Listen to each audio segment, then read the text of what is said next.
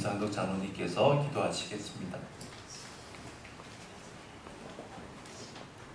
은혜가 풍성하신 하나님 아버지, 지난 3일 동안에도 날개 아래 품어주셨다가 주여 예배를 맞이하여 주님의 전을 찾을 수 있도록 발걸음을 인도하여 주심을 감사드립니다. 언제나 변함없이 저희를 지켜주시는 하나님의 풍성하신 은혜를 사모하며 감사와 영광을 올려드립니다. 이 시간 성령의 새로운 힘과 능력과 말씀을 공급받는 예배가 되기를 간절히 소망합니다. 말씀을 듣기를 사모하여 모인 성도들이 말씀을 통해 성경을 이해하고 은혜 받기를 원합니다. 우리의 심령이 하나님을 향하여 활짝 열리게 하시고 얻는 길을 열어주시고 말씀에 집중할 수 있도록 도와주시옵소서. 우리의 힘이 되시고 능력이 되시는 하나님 아버지, 이제 기승을 부리던 무더운 여름도 서서히 지나가고 있습니다. 연말에 풍성한 열매를 맺을 수 있도록 남은 한 해도 최선을 다하는 한 해가 되게 하여 주시옵소서. 우리의 삶이 하나님의 사랑이 이 땅 위에 선포되고 확장되는 데 필요한 도구가 되기를 원합니다. 우리 교회를 세우시고 인도하시는 하나님, 우리 교회가 말씀과 기도가 끊이지 않는 교회, 은혜와 사랑을 실천하는 교회가 되게 하시고 마음과 뜻과 힘을 합하여 주 하나님을 사랑하는 교회가 되게 하여 주시옵소서. 창조과학 여름 캠프를 은혜 가운데 잘 다녀볼 수 있으며 감사드리며 정상에 있는 성모 형제 주님께서 어루만져 주셔서 몸과 마음이 회복할 수 있도록 도와주시옵소서. 예배 가운데 함께 하시는 하나님께 영광 돌리며 우리의 소망 되시는 예수님의 이름으로 기도드립니다. 아멘.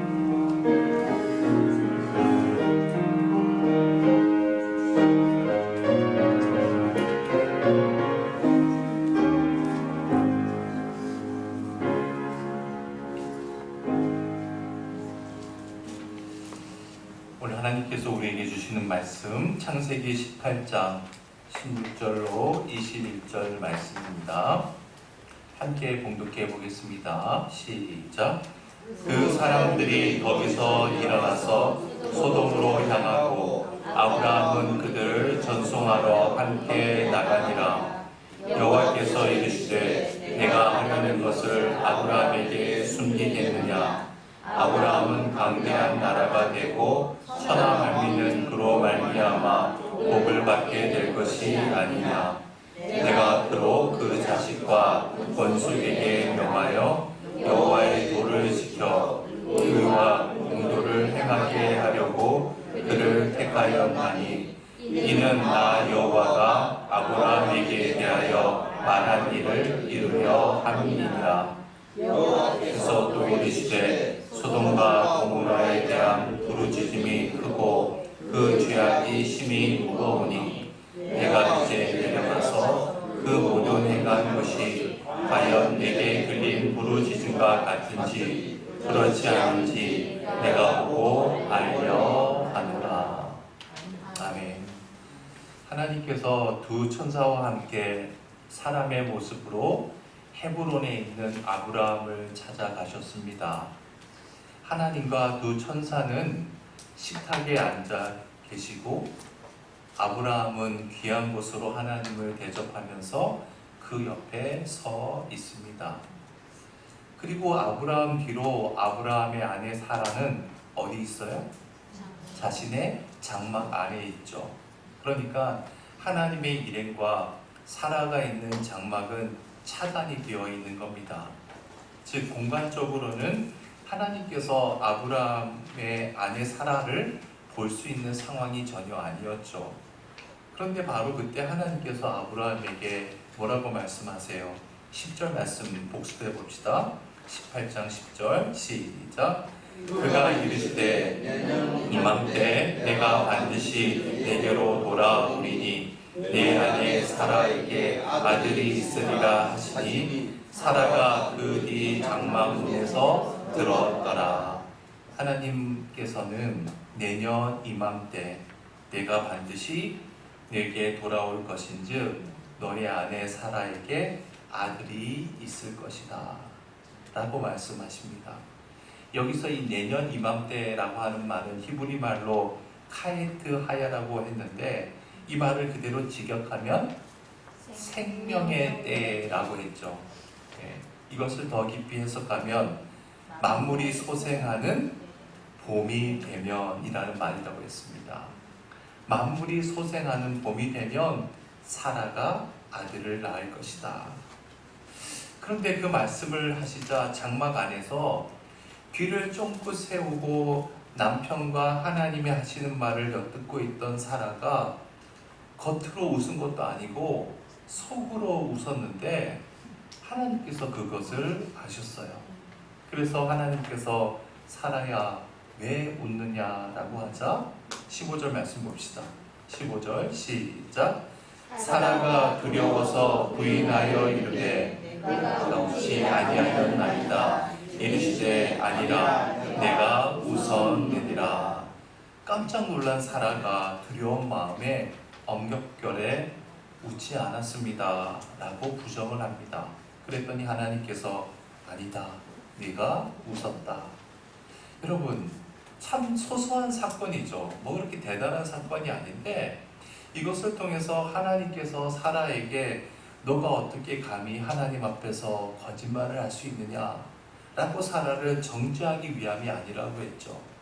하나님께서는 사라의 마음 중심에 시간과 공간을 초월하시는 당신의 그 영원한 언약을 사라의 마음속 깊이 새겨주기 위함이었습니다.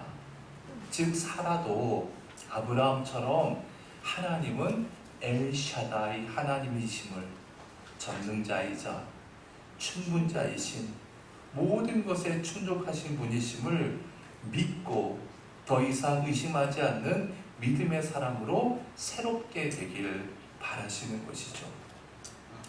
자, 하나님과 그 일행이 헤브론에서 아브라함을 만나서 아브라함과 사라에게 이삭이 태어날 것을 믿음으로 확신시켜 주신 후에 이제 롯이 있는 소돔으로 향해 가십니다.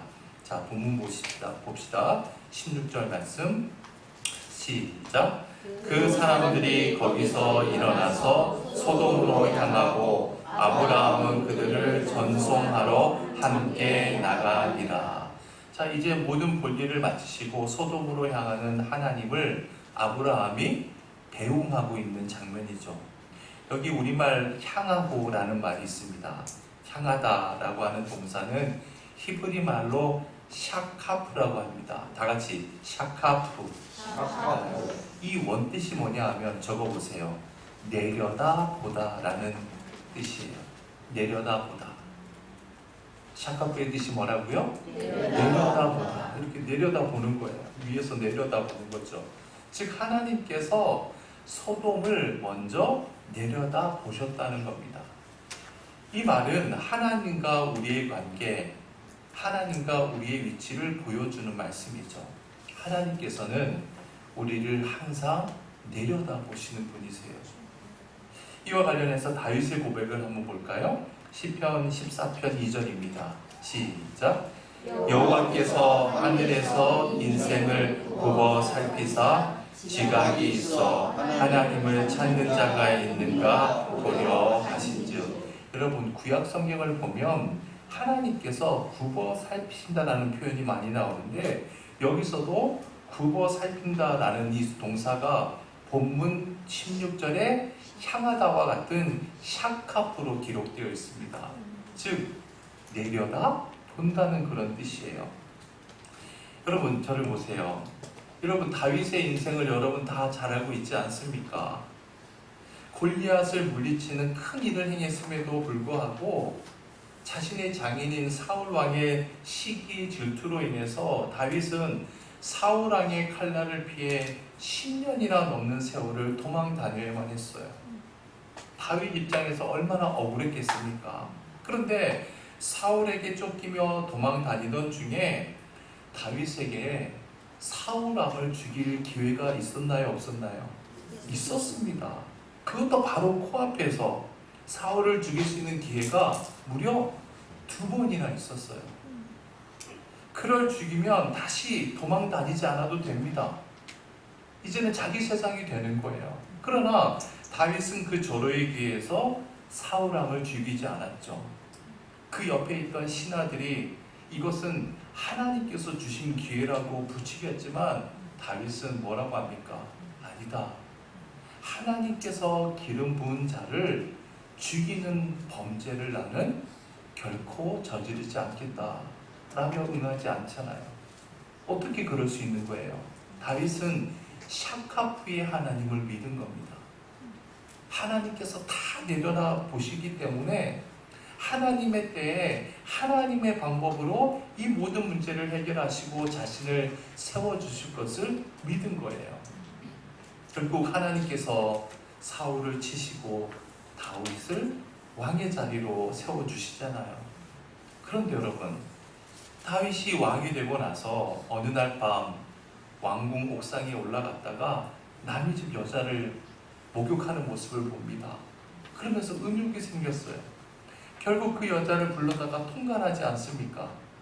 다윗은 그 여자가 자신의 충복의 아내라는 것도 알았어요. 그녀의 남편은 왕명을 받들고 목숨을 걸고 지금 전쟁터에 나가서 싸우고 있는 중인 것도 알았습니다.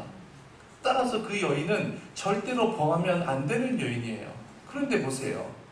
그 여자를 범하기만 한 게 아니라 그 여자가 임신을 해버리자 알리바이를 만들려다가 안 되니까 다른 사람을 사주해가지고 그 남편을 전쟁터에서 죽여버리잖아요. 한마디로 다윗은 샤카프의 하나님을 망각해버린 것이죠. 하나님께서 자신을 내려다보고 계신다는 것을 까마득히 잊어버린 겁니다. 그럴 때 다윗은 엄청난 죄를 저지르고 말았죠. 여러분, 절대로 잊지 마십시다. 하나님은 낮에도 샤카프 하시고 캄캄한 밤에도 샤카프 하십니다. 아무도 보지 않아도 하나님은 저와 여러분을 샤카프 내려다 보십니다. 그 하나님을 믿을 때에만 어떠한 상황 속에서도 진리를 쫓아 살 수 있고 살아계신 하나님을 의식하며 바른 삶을 살아갈 수 있는 것이죠. 자, 다시 이제 본문으로 돌아와서 샤카프의 하나님께서 소돔을 내려다 보시는 거예요. 16절 다시 한번 보겠습니다. 그 사람들이 거기서 일어나서 소돔으로 향하고 아브라함은 그들을 전송하러 함께 나가니라. 여기서 우리는 아브라함이 손님이 가신다고 하니까 대문 앞까지 나가서 전송, 즉 배웅했나 보다. 그 정도로만 생각하기 쉽지만 실은 그렇지 않아요. 히브리 원문에 보면 아브라함은 그들을 전송하러 함께 나가니라. 이 대목에서 나가니라는 이 말에 해당되는 동사가 할라크라고 하는데 그 원뜻이 뭐냐면 적어보세요. 걸어가다입니다. 걸어가다. 즉 함께 걸어갔다는 거예요. 그러니까 그냥 문 앞에까지 나가서 손을 흔들면서 안녕히 가십시오, 살펴가십시오 라고 그냥 배웅한 것이 아니라 하나님과 갈 수 있는 만큼 저 멀리까지 함께 동행했다는 것이죠. 아브라함은 하나님과 함께 걸어가는 것이 너무나 좋은 거예요. 행복한 겁니다. 그분과 함께하는 것이 가장 중요했던 거예요. 여러분, 이 장면을 한번 머릿속에 한번 그려봅시다. 하나님과 함께 아브라함이 저 멀리까지 걸어가면서 배웅하는 모습.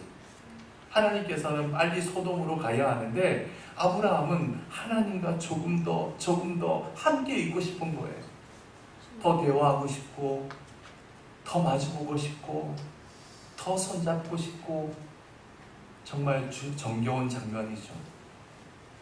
저도 예배 끝나고 한 분 한 분 악수하고 각자 집에 가실 때 아브라함과 같은 심정인 거 여러분 아십니까? 아멘. 빈말이 아닙니다. 더 같이 있고 싶고 더 대화하고 싶은데 발을 동동 구르면서 여러분을 지켜보는데 여러분은 왜 이렇게 빨리 가는지 모르겠어요.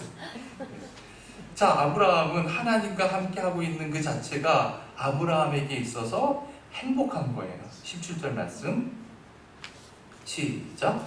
여호와께서 이르시되 내가 하려는 것을 아브라함에게 숨기겠느냐. 여러분 생각해 보세요. 하나님께서 은혜를 베푸실 때마다 하나님께 자신을 드리면서 응답하고 계속해서 대화하길 원하는 사람에게 하나님께서 무엇을 숨기시겠어요? 숨길 게 없죠. 하나님께서는 당신을 감추시는 분이 아닙니다.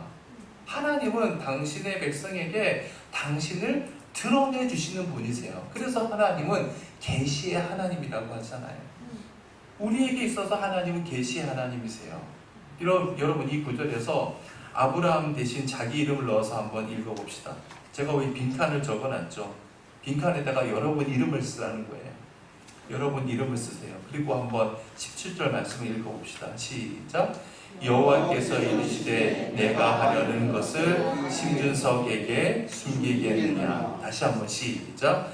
여호와께서 이르시되 내가 하려는 것을 심준석에게 숨기겠느냐. 자, 여러분 하나님께서 모든 것을 나에게 밝혀주시고 무엇 하나 숨기지 않는 분이심을 확인하려면 어떻게 해야 될까요?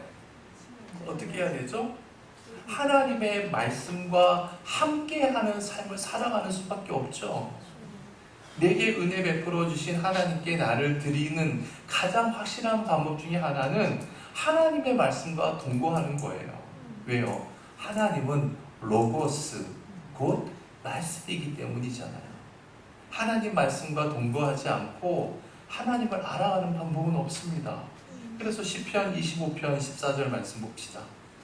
시작.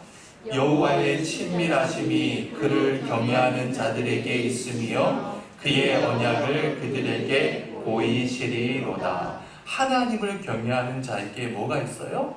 하나님의 친밀하심이 있다는 거예요.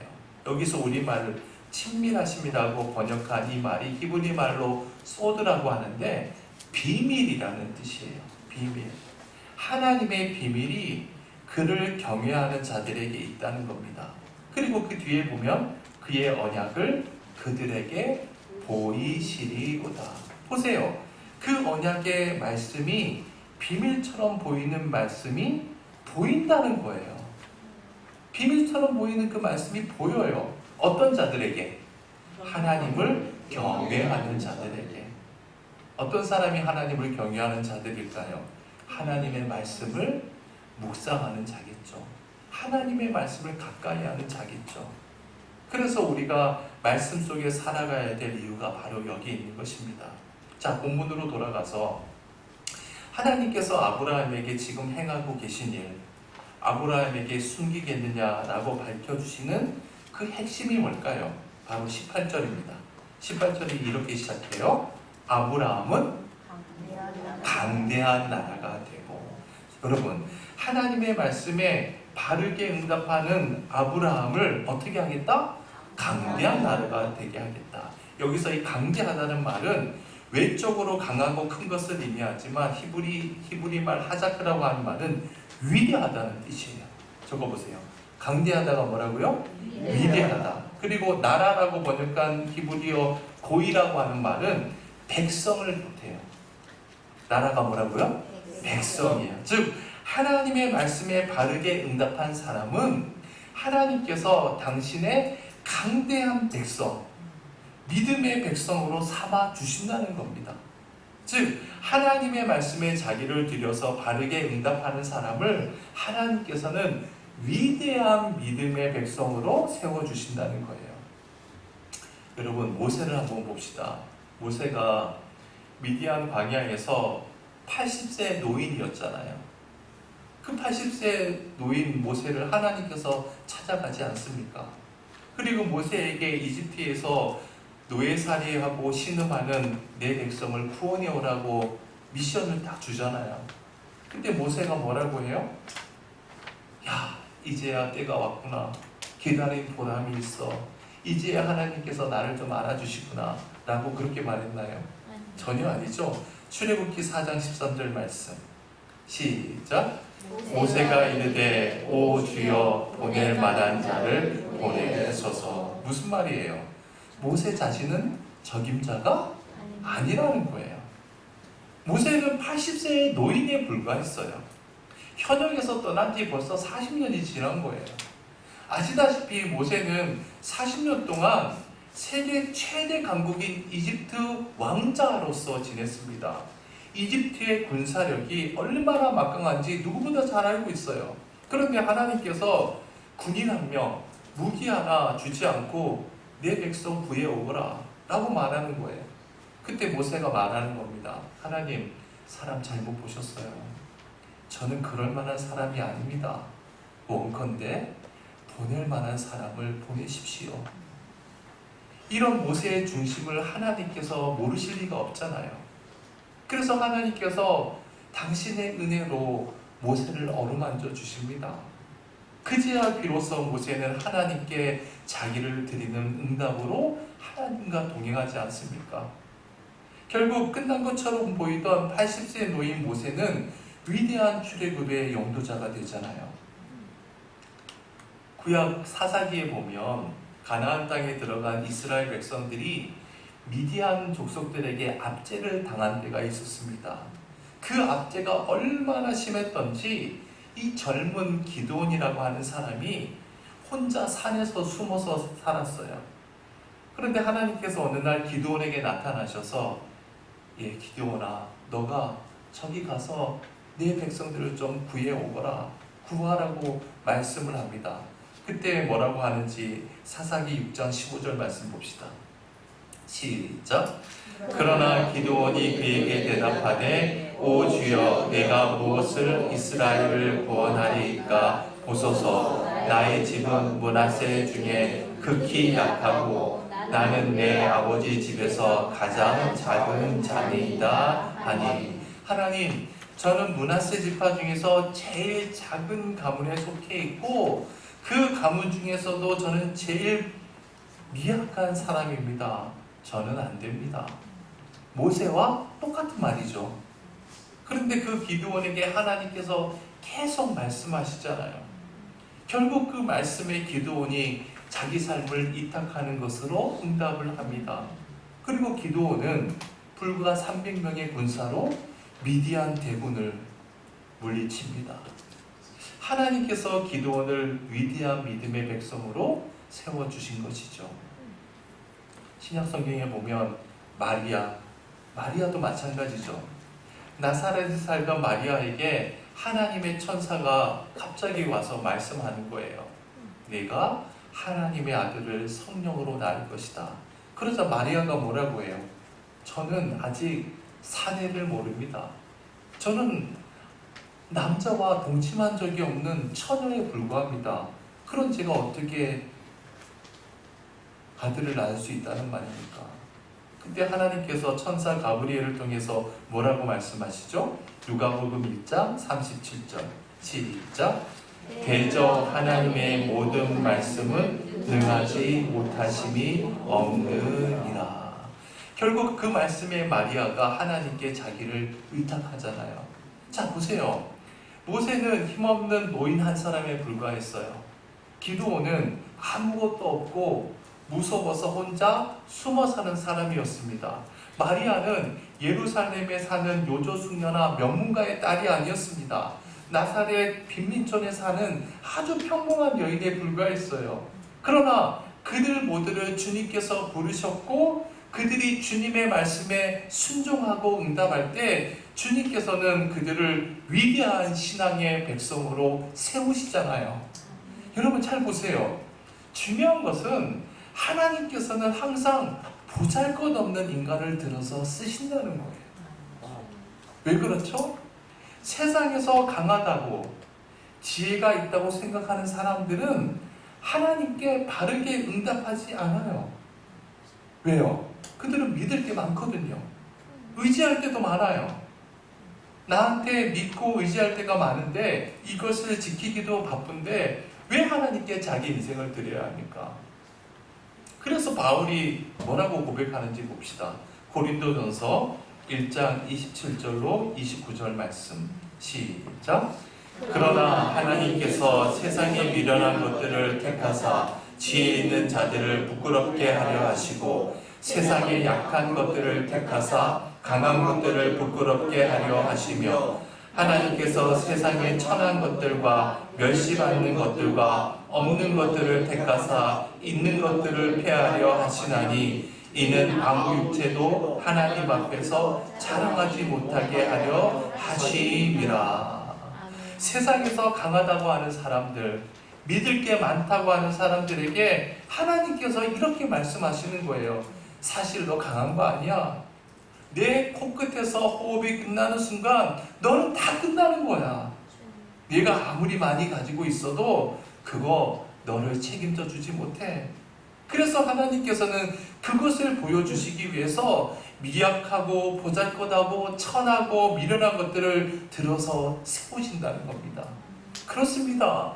우리가 아무리 힘이 없고 보잘것 없어도 우리에게 임하신 주님의 그 말씀에 우리가 바르게 응답하기만 하면 하나님께서 우리를 강한 나라, 즉 위대한 신앙의 백성으로 세우신다는 것이죠.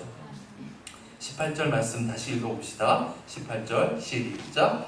아브라함은 강대한 나라가 되고 천하 만민은 그로 말미암아 복을 받게 될 것이 아니냐. 자, 방금 강대하다는 게 뭐라 그랬어요? 위대하다. 나라는 백성이라는 뜻이라고 했죠. 그러니까 이 18절 말씀은 아브라함 혼자 위대한 믿음의 백성이 되는 것으로 끝나는 것이 아니라 아브라함 너를 통해서 천하 만민이 위대한 믿음의 백성으로 복을 받게 된다는 겁니다. 여러분 모세를 보세요. 모세가 하나님의 말씀 안에 자기를 던졌을 때 모세 한 사람만 하나님 앞에 위대하게 선 것으로 끝났나요? 그게 아니잖아요. 그 한 사람으로 인해서 이집트에서 노예살이하던 이스라엘 모든 백성들이 구원받지 않았습니까? 한 사람이 하나님 앞에 바르게 응답할 때 이스라엘 백성 모두가 복을 받는다는 거예요. 그러면 여러분, 하나님께 바르게 응답하는 사람 한 사람을 통해서 많은 사람이 복을 받는다는 것은 결국 무슨 말입니까? 하나님 앞에 바르게 응답하지 못하는 한 사람을 통해서 많은 사람이 재앙을 입을 수도 있다는 말이 되겠죠. 여러분 잊지 마십시다. 저와 여러분 모두가 하나님 앞에 바르게 응답하는 믿음의 한 사람이 되어야 합니다. 나 한 사람 때문에 나의 가족, 내가 속한 공동체 모두가 다 복을 받을 수도 있고 반대로 하나님 앞에 재앙을 입을 수 있음을 명심해야 되겠죠. 19절 내가 그로 그 자식과 돈속에게 명하여 여호와의 도를 지켜 의와 공도를 행하게 하려고 그를 택하였나니. 여러분 여호와의 도는 뭘까요? 여호와의 도, 그렇죠. 하나님의 말씀이에요. 여호와의 도가 뭐라고요? 하나님의 말씀. 하나님의 말씀을 지켜서 의와 공도를 행하게 하려고 그를 택했다는 겁니다. 여기서 의와 공도를 행한다 이 말이 참 중요해요. 우선 의라고 하는 말은 히브리 말로 체다크라고 되어 있는데 이 말은 구약 성경 여러 곳에서 정의라고 번역이 되어 있습니다. 적어보세요. 체다크, 의가 뭐라고요? 정의예요. 정의. 그리고 공도라고 번역되어 있는 히브리 말 미시파트는요, 다른 곳에서는 뭐라고 번역이 되어 있냐면 공의라고 번역이 되어 있어요. 공도가 뭐라고요? 공의. 사실 하나님의 정의와 하나님의 공의의 차이를 따지는 건 참 쉽지 않아요. 그래서 성경마다 다 다르게 번역을 해요. 근데 특별히 예레미야 22장 3절을 보면 하나님께서 이렇게 말씀하고 있습니다. 읽어볼까요? 시작.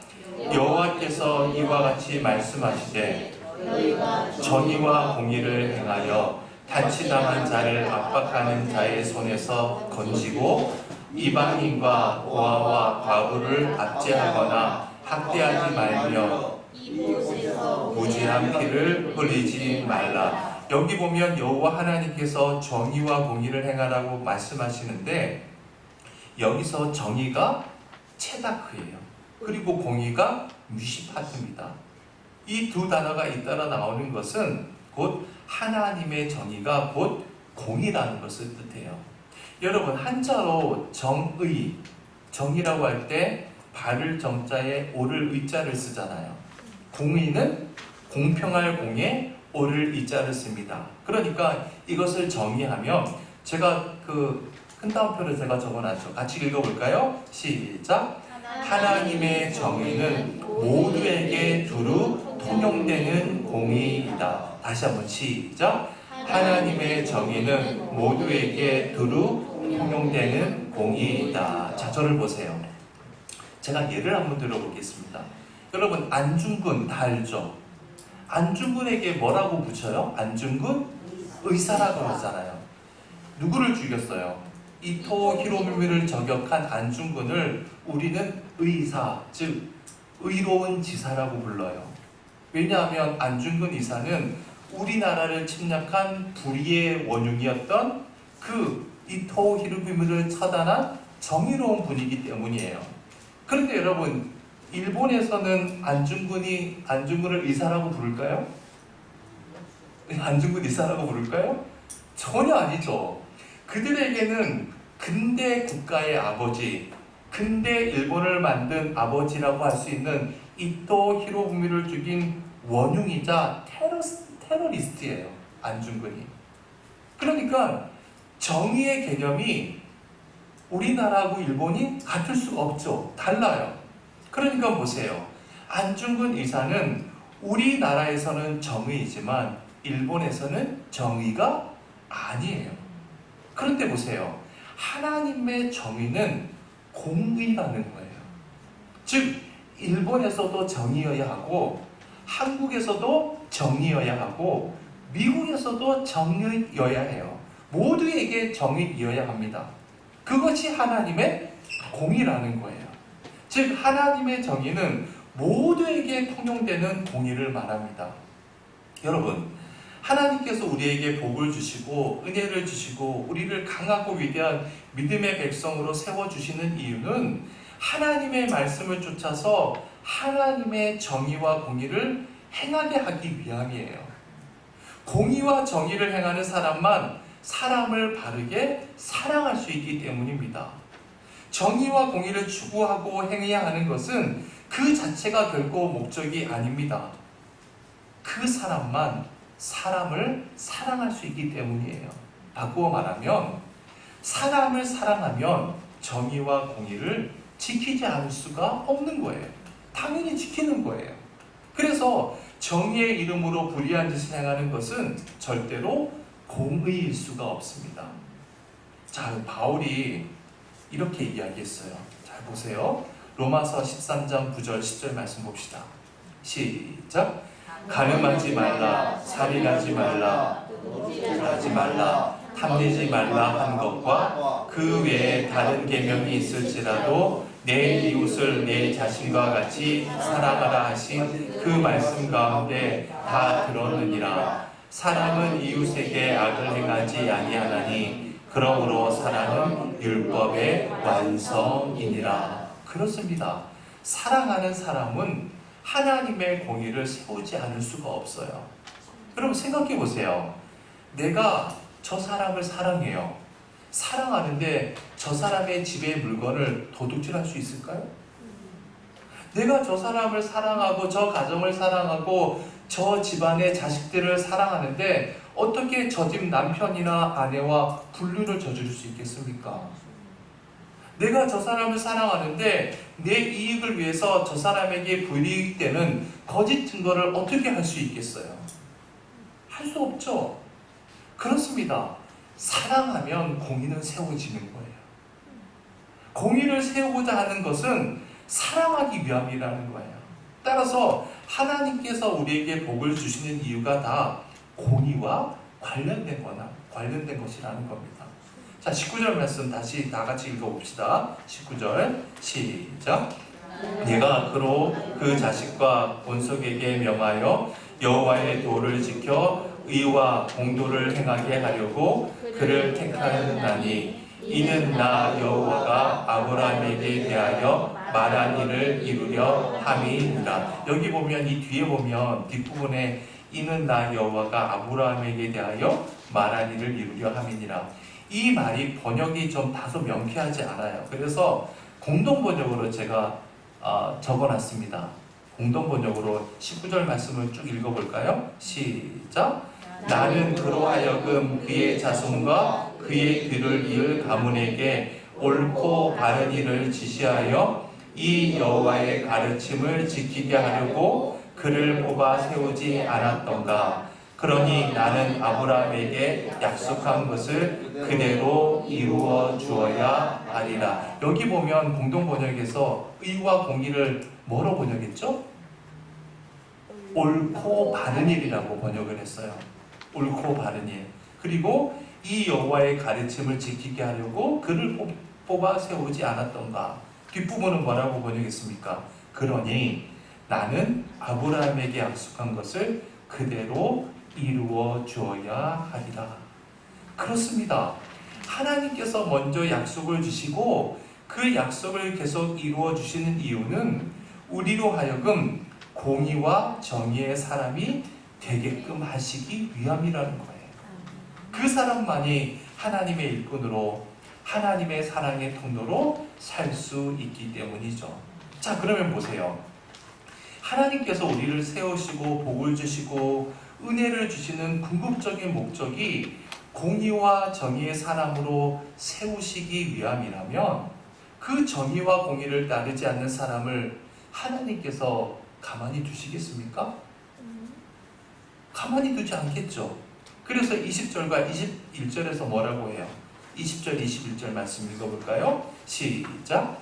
여호와께서 또 이르시되 소돔과 고모라에 대한 부르짖음이 크고 그 죄악이 심히 무거우니 내가 이제 내려가서 그 모든 행한 것이 과연 내게 들린 부르짖음과 같은지 그렇지 않은지 내가 보고 알려 하노라. 자, 하나님께서 소돔을 이제 심판하러 가시는 거예요.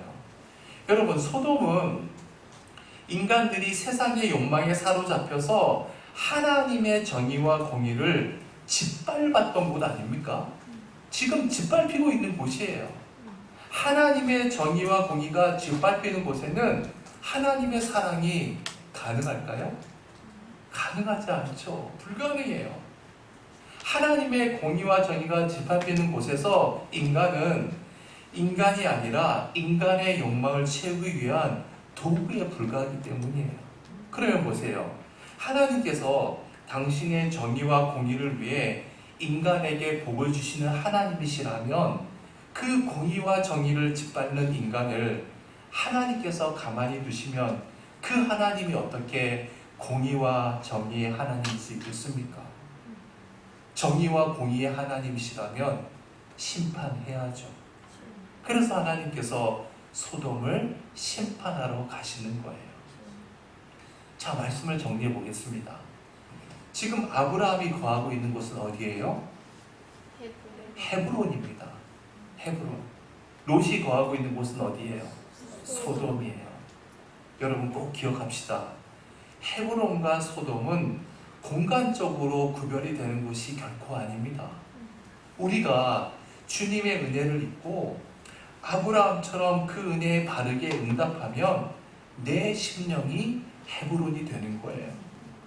그러면 내가 아무리 형편없고 보잘것없다 할지라도 하나님께서는 나를 믿음의 백성으로 세우시고 나를 복의 통로로 사용하십니다. 반대로 내가 하나님의 은혜를 받고도 세상의 것들을 섬기느라 하나님을 외면한다면 내 심령은 뭐가 될까요? 소돔이 되는 겁니다. 여러분, 소돔과 헤브론은 결코 멀리 떨어져 있는 것이 아니에요. 소돔과 헤브론은 항상 내 안에 있어요. 오늘은 헤브론일 수 있지만 내일은 소돔일 수 있는 거예요. 때로는 두 가지가 함께 공존할 수도 있어요. 따라서 우리가 신앙생활을 한다는 것, 예배생활, 기도생활, 말씀생활에 매진하고 경건생활에 매진한다는 것은 끊임없이 내 심령을 헤브론으로 일구어 가는 겁니다. 그때 하나님께서 복의 통로로, 사랑의 통로로 삶해 주시는 것이죠. 여러분, 아무쪼록 우리 모두가 아브라함처럼 말씀에 순종함으로 우리의 심령이 헤브론이 되어서 위대한 믿음의 백성으로 세워지시길 주님의 이름으로 축원해 드립니다. 기도합시다. 하나님, 자랑할 것도 가진 것도 내세울 것도 전혀 없는 보잘것없는 인간임에도 주님께서 우리 각자를 또 찾아와 주셔서 당신의 말씀으로 우리의 심령을 채워주시니 감사드립니다. 하나님의 은혜를 입은 아브라함이 하나님과 함께 기쁨으로 동행했듯이 주님의 그 은혜에 우리의 삶으로 응답하며 하나님과 신명나게 동행하는 삶을 살아가는 저희들 되게 하여 주옵소서. 그리하여 우리 모두가 강한 믿음의 백성으로 세움받게 도와주시고 우리로 인해 우리와 더불어 살아가는 사람들에게 주님의 생명과 사랑과 은혜와 복이 스며들어갈 수 있도록 인도하여 주옵소서. 또한 우리가 서 있는 곳에 하나님의 정의와 공의가 세워질 수 있도록 도와주옵소서. 주님께서 부르시는 그날까지 우리의 심령이 주님의 은혜 속에서 날마다 헤브론으로 일구어져 갈 수 있도록 인도하여 주옵소서. 예수님의 이름으로 기도드립니다. 아멘. 우리 516장 함께 믿음으로 결단 찬양드리겠습니다.